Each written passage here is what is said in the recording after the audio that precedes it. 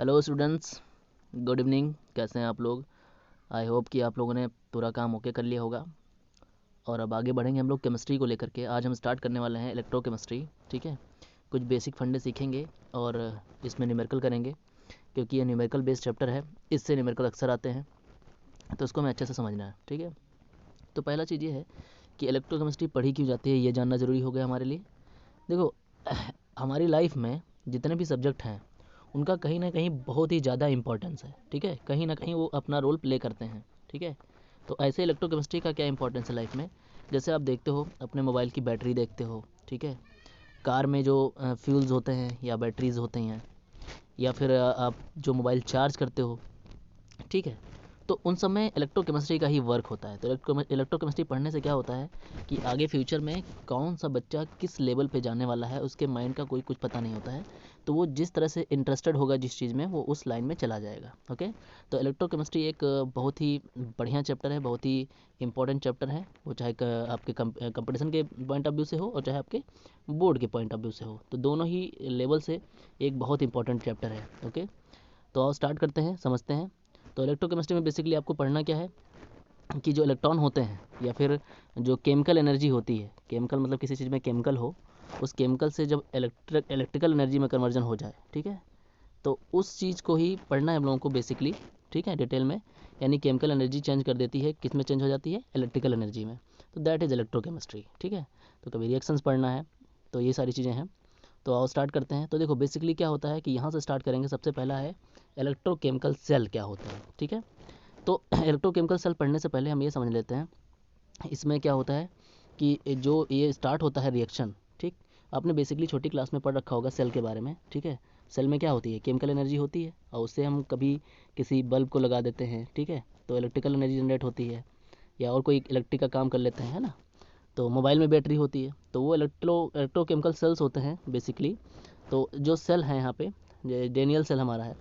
Daniel cell होता है, galvanic या फिर बॉल्टिक सेल भी कहते हैं इसको।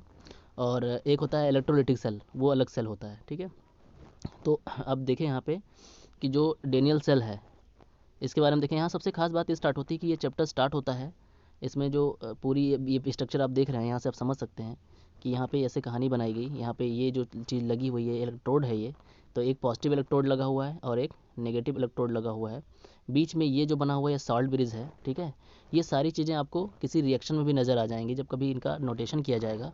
तो जो ये आप फिगर से देख रहे हो, डायग्राम से देख रहे हो, ये चीज़ एक रिएक्शन में सारी चीज़ आ जाती हैं। ठीक है, तो अभी हम आगे देखेंगे वो सारी चीज़ें रिएक्शन में कैसे आ रही हैं।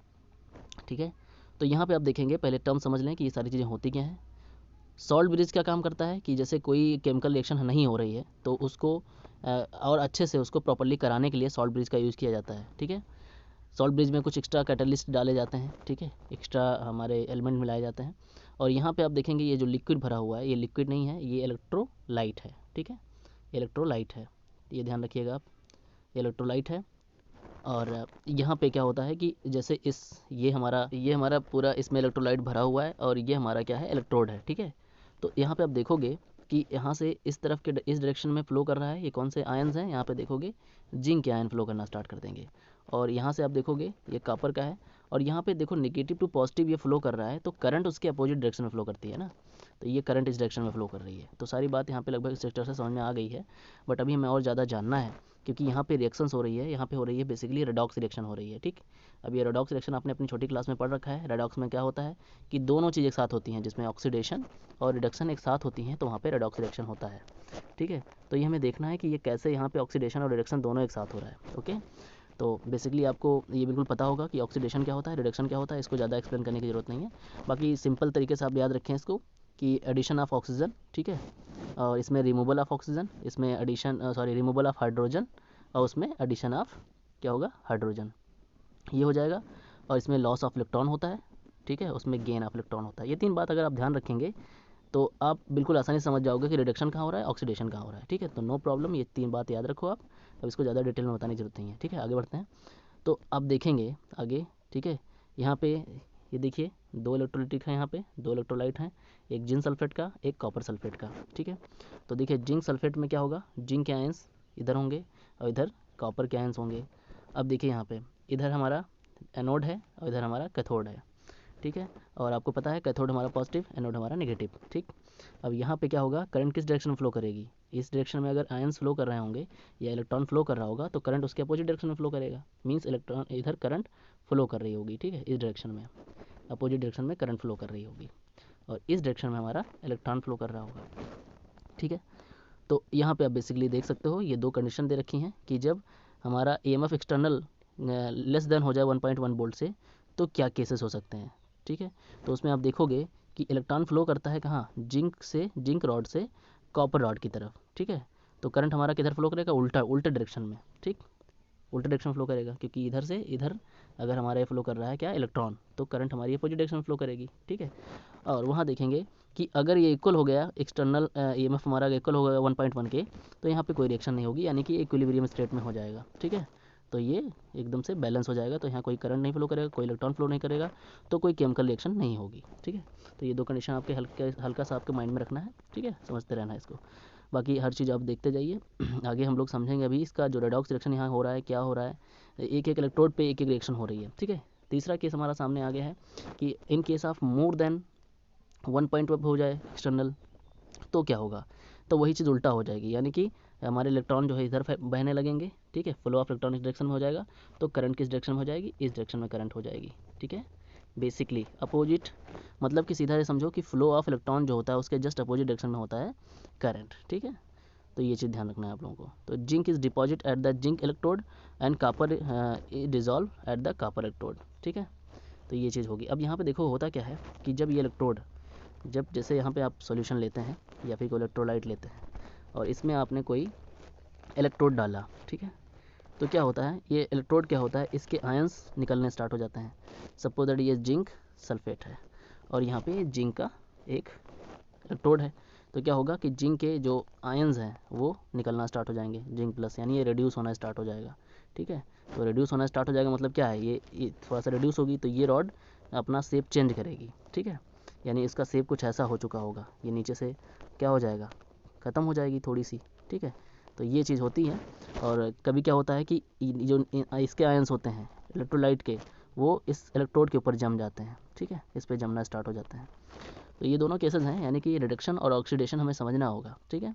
चलो आगे बढ़ते हैं। तो देखो यहाँ पे हाफ हाफ रिएक्शन बनती हैं। तो पहली बात ये भी समझ लीजिए कि जो सेल होते हैं, ठीक है, वो सेल बेसिकली दो टाइप के, अगर हम सेल की बात करें तो सेल आर 2 टाइप ओनली। हाँ, तो सेल की बात करें तो सेल 2 टाइप के हो गए आपका, एक तो हो गया आपका गैल्वेनिक सेल, ठीक है, एक हो गया गैल्वेनिक सेल और दूसरा हो गया इलेक्ट्रोलाइटिक सेल, ठीक। तो 2 टाइप के सेल हो गए आपके। गैल्वेनिक को ही वोल्टिक सेल भी कहा जाता है, ठीक है, तो थोड़ा ध्यान रखना इसका। अब देखो यहाँ पे अगर हम देखें इस स्ट्रक्चर में, तो यहाँ पे 2 पार्ट में ये रिएक्शन हो रही है, आधा इधर आधा इधर, ठीक है। इसको अगर हम फर्स्ट मान लेते हैं, इसको सेकंड पार्ट मान लेते हैं, तो हाफ हाफ रिएक्शन में हो गई, ठीक है। इधर एक हाफ हो गई, ठीक है, हाफ इधर हो गई और हाफ इधर हो गई, इसीलिए इनको क्या कहता है, हाफ सेल भी कहा जाता है, इनका नाम हाफ सेल्स भी होता है। या फिर रेडॉक्स हो रही है तो इनको रेडॉक्स कपल भी कहा जाता है, ठीक है, ये दोनों नाम से जाना जाता है। तो देखिए अब ये कहाँ पे कैसे हो रही हैं। पहला नंबर तो देखिए इधर क्या हो रहा है कि यहाँ पे जिंक सल्फेट भरा हुआ है, ठीक है, जिंक सल्फेट के इलेक्ट्रोलाइटिक भरे हुए हैं। तो क्या होगा कि जिंक का जो पॉजिटिव पार्ट है, मतलब पॉजिटिव आयन है, वो निकलना शुरू हो जाएंगे, ठीक है, यहाँ से पॉजिटिव आयन निकलना शुरू हो जाएंगे, ठीक। तो यहाँ पे देखेंगे कि ये जिंक के पॉजिटिव आयन निकलना स्टार्ट हो गए, ठीक है, अब वो फ्लो करना स्टार्ट कर देंगे। अब यहाँ पे देखो, यहाँ पे क्या होगा कि ये कापर सल्फेट भरा हुआ है यहाँ पे, तो इसके आयन निकलना स्टार्ट हो जाएंगे, ठीक। इसके आयन क्या हो जाएंगे, कॉपर 2+, तो दोनों के अलग अलग आयंस निकलना स्टार्ट हो जाएंगे दोनों के इलेक्ट्रोड पे, ठीक है। अभी देखो आगे क्या हो रहा है, इस हाफ रिएक्शन को इस तरफ हो रही है ऑक्सीडेशन, मैं थोड़ा इसको हटा दे रहा हूँ, आप समझ लेना, ये वाली है ऑक्सीडेशन हाफ रिएक्शन, ठीक है, इधर वाला ऑक्सीडेशन हाफ रिएक्शन हो रहा है, ठीक है। और सेकंड साइड हो रहा है, यानी इस साइड रिडक्शन हाफ रिएक्शन हो रही है। अब ये कैसे हो रही है हम लोग अभी रिएक्शन में देखेंगे और समझेंगे, ठीक है। रिएक्शन से बात समझ में आ जाएगी कि कैसे ऑक्सीडेशन हाफ रिएक्शन हो रही है और कैसे रिडक्शन हाफ रिएक्शन हो रही है, ठीक है। तो देखो समझते हैं। सबसे पहला यानी कि हमने इस साइड वाला समझना है। तो यहाँ देखेंगे कि जिंक जो है, जिंक के जो आयंस हैं वो क्या हो रहे हैं, लॉस हो रहे हैं, यानी कि इसके इलेक्ट्रॉन लॉस हो रहे हैं, इलेक्ट्रॉन निकलना स्टार्ट हो गए हैं, यानी जिंक 2+, ठीक। तो सपोज इसके 2 इलेक्ट्रॉन निकले, ठीक, ये हो गया पहला केस।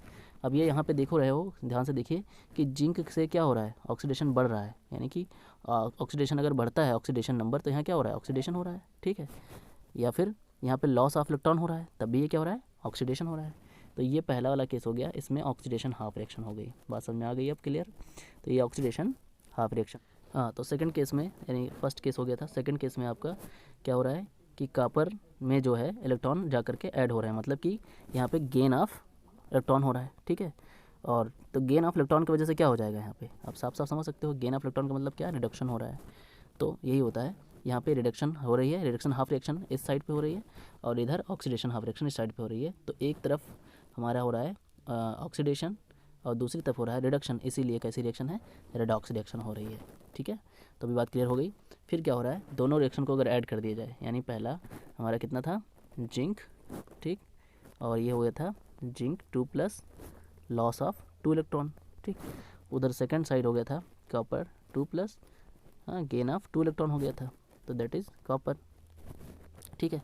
ऐड करने पे 2 इलेक्ट्रॉन से 2 इलेक्ट्रॉन कैंसिल हो गए, और ये हो गया था zinc plus copper 2+ gives out zinc 2+ plus copper, ठीक।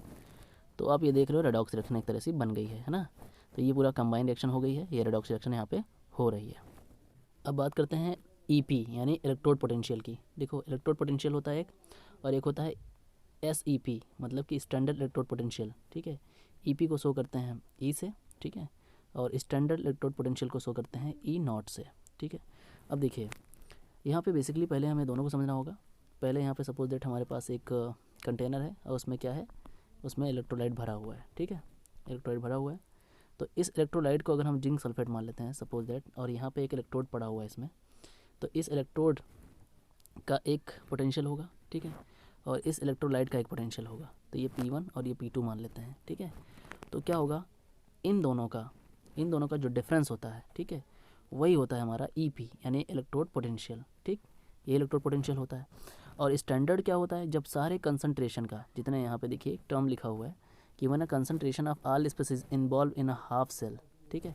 जो हाफ सेल हैं, यानी कि इस साइड एक हाफ सेल था, एक साइड एक हाफ सेल था, ठीक है। तो यहाँ पे अगर इनका कंसंट्रेशन दोनों का कंसंट्रेशन, ठीक है, क्या हो जाए, दोनों कंसंट्रेशन का अगर जो है हाफ सेल का अगर पूरा कंसंट्रेशन टोटल हो जाए यूनिटी यानी 1 हो जाए, तो इलेक्ट्रोड पोटेंशियल उस केस में क्या कहलाता है, स्टैंडर्ड इलेक्ट्रोड पोटेंशियल कहलाता है। इतना बस ध्यान रखना है। बाकी इन सब चीज़ों को हम लोग पूरी तरह तब समझ पाएंगे जब हम न्यूमेरिकल करते हैं, ठीक है। न्यूमेरिकल करोगे तो आपको एक्सपीरियंस बनेगा कि स्टैंडर्ड इलेक्ट्रोड पोटेंशियल और ईपी यानी कि इलेक्ट्रोड पोटेंशियल होता क्या है। तो आपको बस क्या है, अभी बेसिकली टर्म्स को देखते चलना है, समझते चलना है, ठीक है।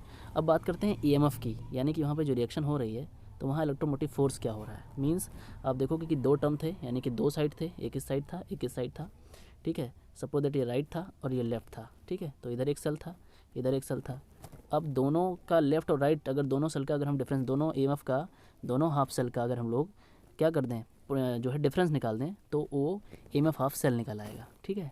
तो ईएमएफ हाफ सेल यानी E cell EMF half cell equals to EMF half right side of cell minus EMF half left side of cell, ठीक।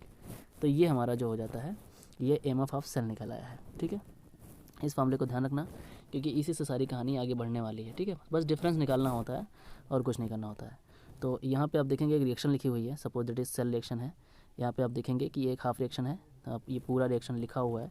तो यहाँ पे देख रहे हैं, पहले कैथोड पे क्या हो रही है, रिडक्शन हो रही है। कैथोड पे रिडक्शन कैसे हो रही है कि यहाँ पे देखोगे जिंक, सॉरी, हाँ, तो यहाँ पे एक रिएक्शन आप देख रहे हो, इस रिएक्शन से समझाया गया है पूरा कि जो इलेक्ट्रोमोटिव सेल होता है या फिर इलेक्ट्रिक सेल, ये पूरा ईएमएफ ऑफ सेल जो है वो कैसे निकाला गया है, ठीक है। तो इसी फार्मूले से डिफरेंस करके, तो आप ध्यान रखें कि लेफ़्ट और राइट का डिफरेंस निकल आता है सेल का ईएमएफ, ओके।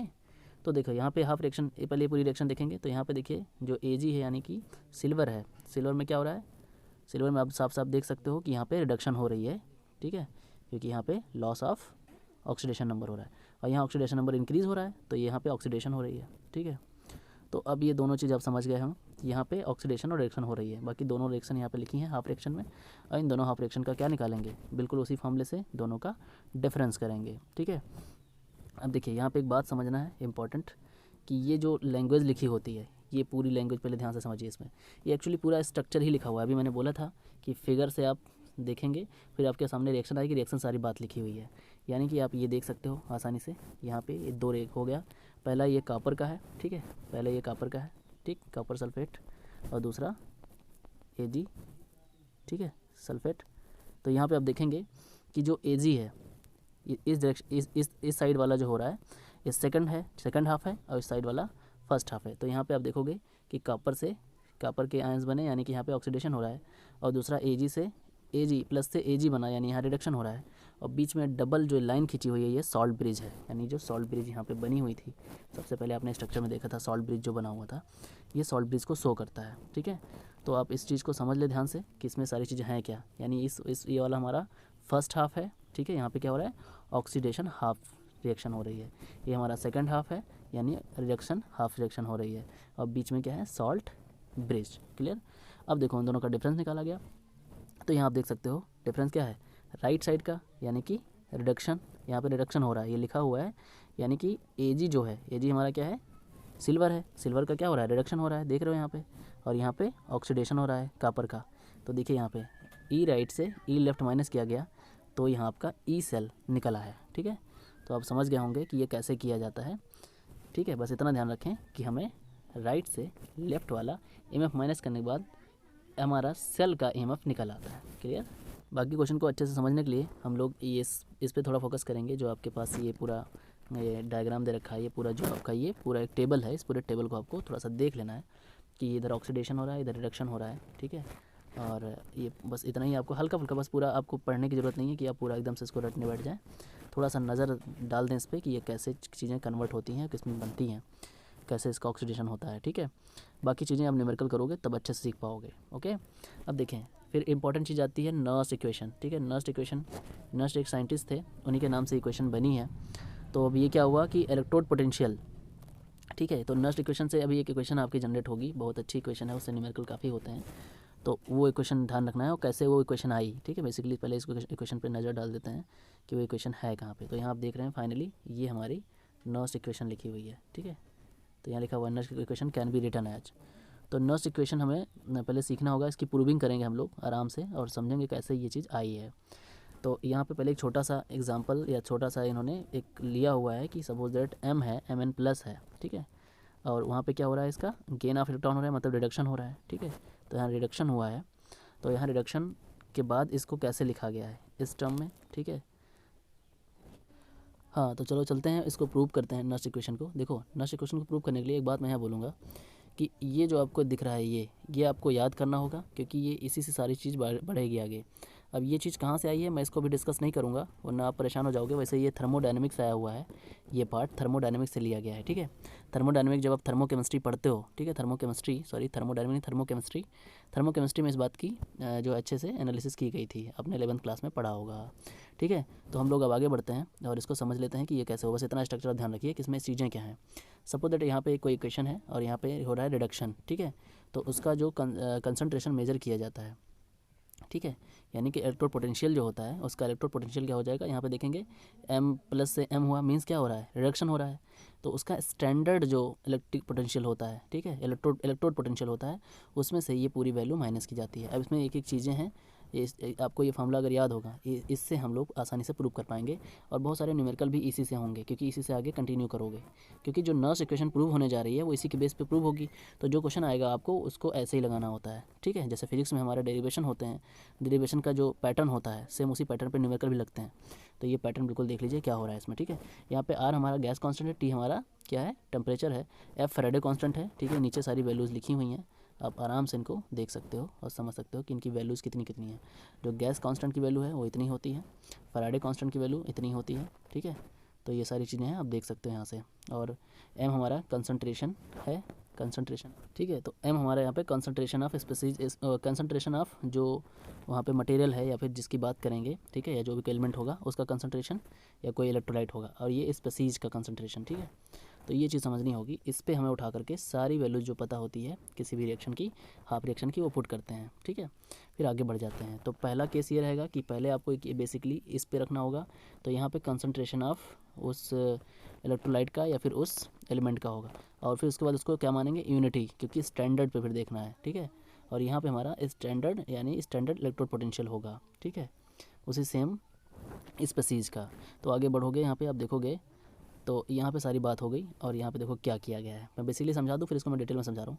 तो कैथोड पे अगर हम इसकी बात करते हैं, जैसे अब पीछे हमने 2 रिएक्शन देखी थी, ठीक है, जहाँ पे हमारे 2 इलेक्ट्रोड पड़े हुए थे, और एक में इलेक्ट्रोलाइट जिंक सल्फेट था और एक में हमारा कॉपर सल्फेट था, ठीक है। तो यहाँ पे हमने देखा था कि जिंक प्लस और यहाँ पे कॉपर प्लस आयन्स निकल रहे थे।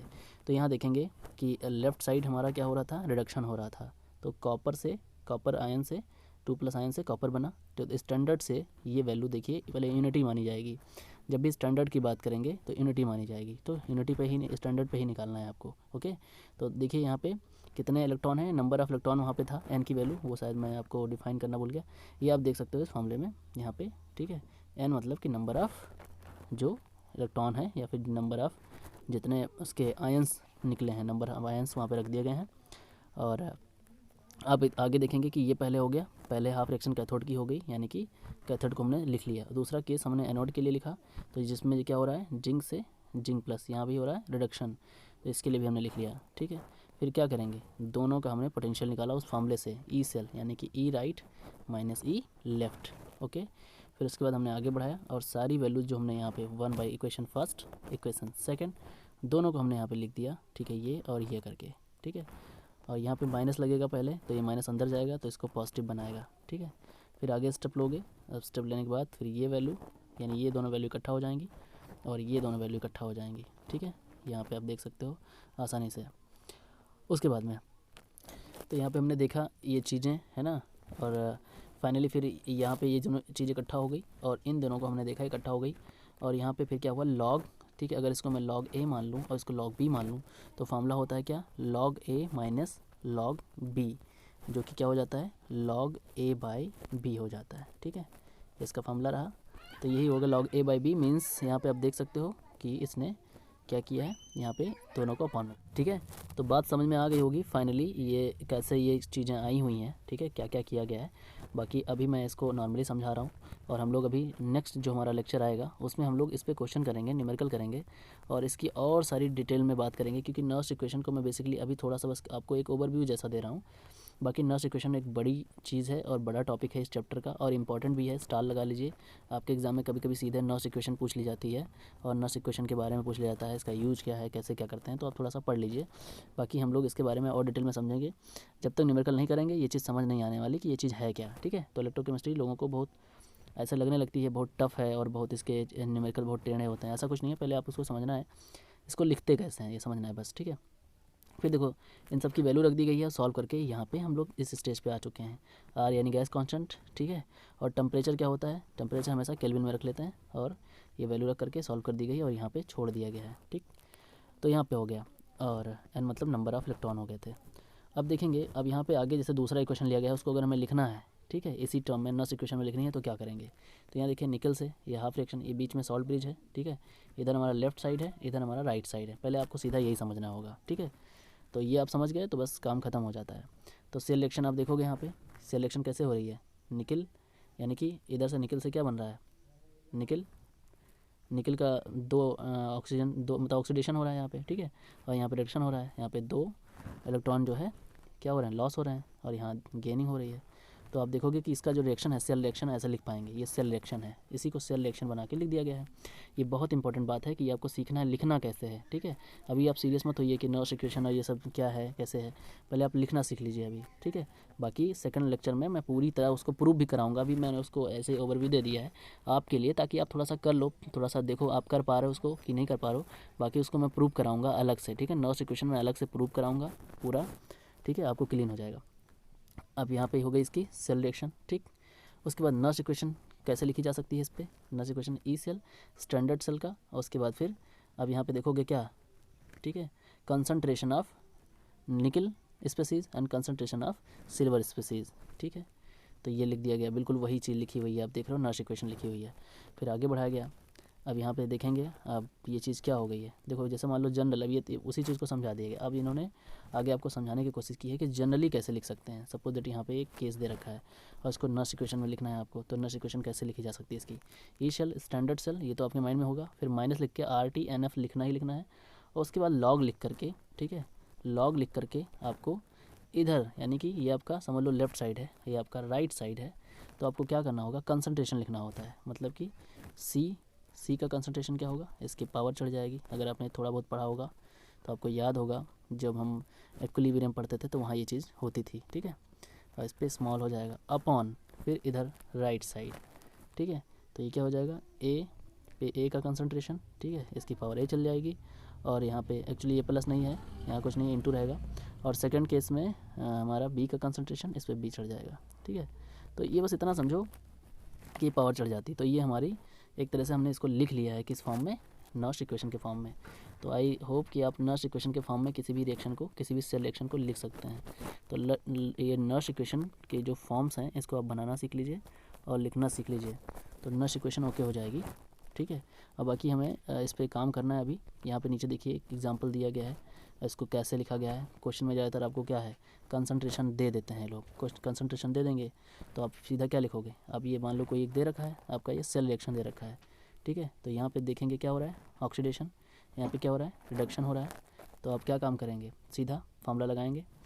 आपको कैलकुलेट करना है ई सेल, उसने बोल दिया है। अगर उसने स्टैंडर्ड सेल दे दिया है, सारी वैल्यू पता है, सीधा फार्मूले में पुट कर देंगे, ठीक है।